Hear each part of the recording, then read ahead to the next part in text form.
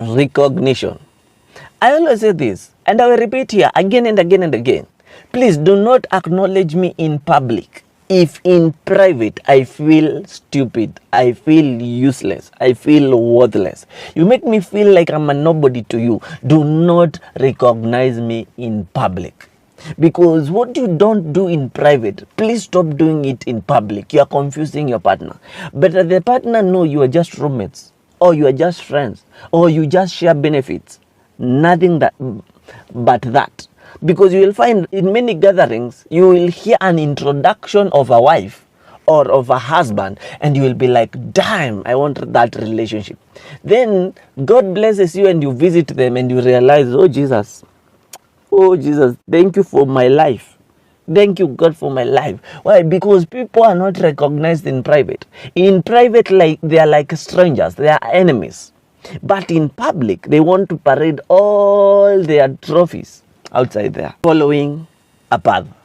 I always say this to ladies mostly. Please, ladies, do not submit under someone who does not have direction. Even Adam was given Eve after they were given purpose to manage their land. Then the rest came. The helper came. Now you are there, you don't know which path you are following. In case your man dies today or leaves you today, okay, this is better, or have a problem today, where are you taking that family to? What is the direction your man left you with? Because I need you to understand, every relationship has a destination. If not, you are wasting time. You need to understand. Ask your man. And I'm telling you the truth. Ask your man, where are we going as a family? If only your goal is to build a house, I'll leave that relationship. You need to know that a good man leaves a good name for his children, and a good father leaves inheritance to his family, or descendant to the fourth generation. Because at the end of the day, you have a generation coming after you. They will hate that house. Even you hate the house that you grew up in. You want to do better. Responding. I told you this. When you are angry, shut up. Please.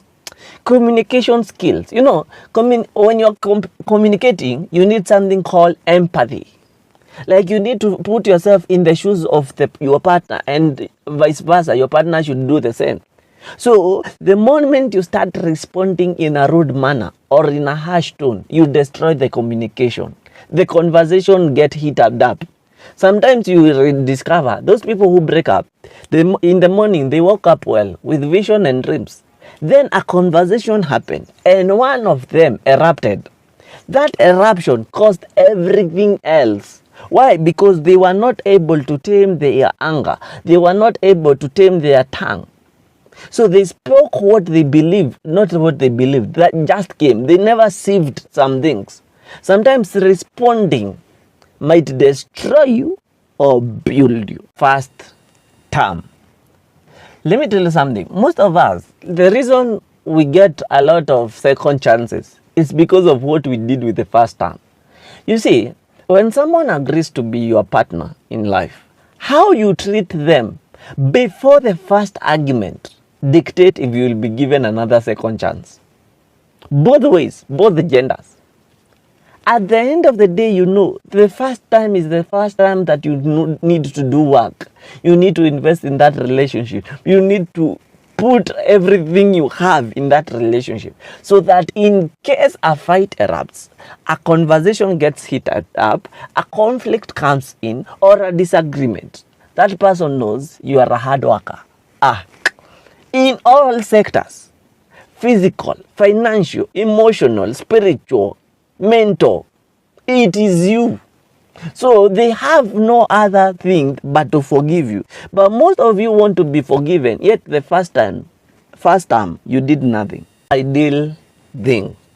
You know, sometimes we hear the ideal thing to do, the ideal thing to say, and we wonder, in a relationship, what is the ideal thing to do or ideal thing to say?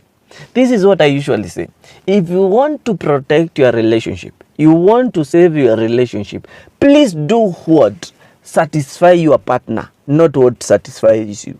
Whatever satisfies you, I know you have to love yourself first, and it is good, but whatever satisfies you makes you a selfish person. Because when you enter into a relationship, you cease to become you. You become one with your partner. So the moment you know choosing yourself hurts your partner, that means you will hurt yourself too.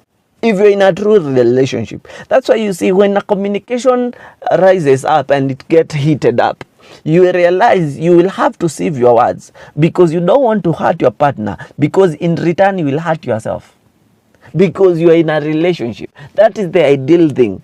Ideal thing is to do what your relationship entails, and your relationship entails to be empathetic with your partner. Fear. Most of us, and I know most of us, listen to me, the reason you are scared to do you in a relationship, it is because you have PTSD. You have traumas. You have scars. You have things that happened to you that you have never healed.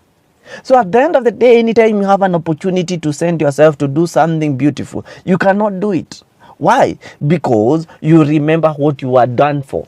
There are people who invested their whole life, their everything, to a relationship that ended up hurting them. So in a new relationship, they are scared to invest their energy, their time, because they know it will not end up being well.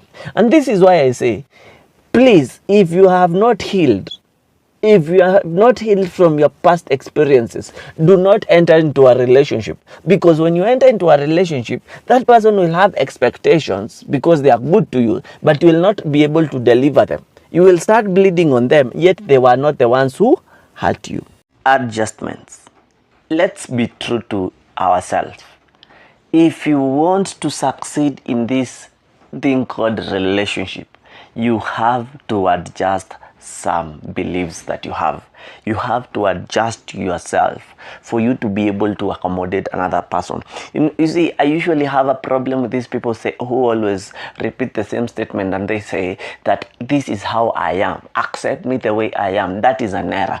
There is no relationship that you will get that you will click automatically, psychologically, physically, emotionally, financially with the person you want to marry. No. You have to reach a common ground with your partner. There are things you have your partner will not like. There are things your partner have you will not like. The way you want them to accept your terms or find a common ground with you, it is the same thing. You have to adjust your life to be able to accommodate your partner. Keeping contact.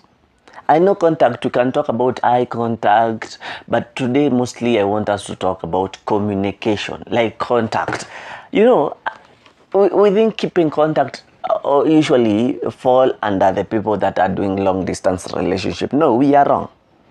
Contact fall under anybody that you are in a relation with.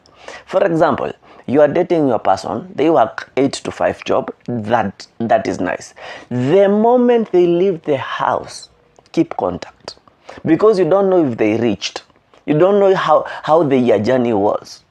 You see, the reason your relationships are not working is because the moment your person gets out of their house, you will talk to them in the evening when they come back. But there is someone, I usually call them co-husbands and work husbands and work wives, who will be interested with how was your journey? How was the public transport? How did you see on the road? Were you safe? Are you understanding? Hiya, what are you up to the day? Have you eaten? You see those stupid questions. If you don't ask, someone else is asking on your behalf. Don't value yourself more than your partner. Don't value your happiness more than your happiness partner. The partner's happiness. Sometimes we are selfish. Let me ask you a question. Why do you want to get married to that person? Is it for your relationship, or is it because for you? It's because of you. Most of us want to get married because of our parents. So my parents have pushed me too much to get married. So I propose to you. I don't have even good intentions for you. So the only people I'm valuing is the external people. When I enter into that relationship, I cannot value you because you didn't bring me in this relationship. The pressure brought me here. Okay? Other people are just getting married to get kids. You want kids. Who told you your partner want kids? This is a conversation you don't speak about. Don't value stupid things over the expense of the person that you are dating, because a relationship is run by two people. We have to complement our values or our worthiness to see what fits for both of us. Your happiness might not be my happiness. Maybe your happiness is to watch a movie. Maybe my happiness is to cuddle. We need to find that common ground, that we will not value other things in the expense of the people that we are in a relationship with.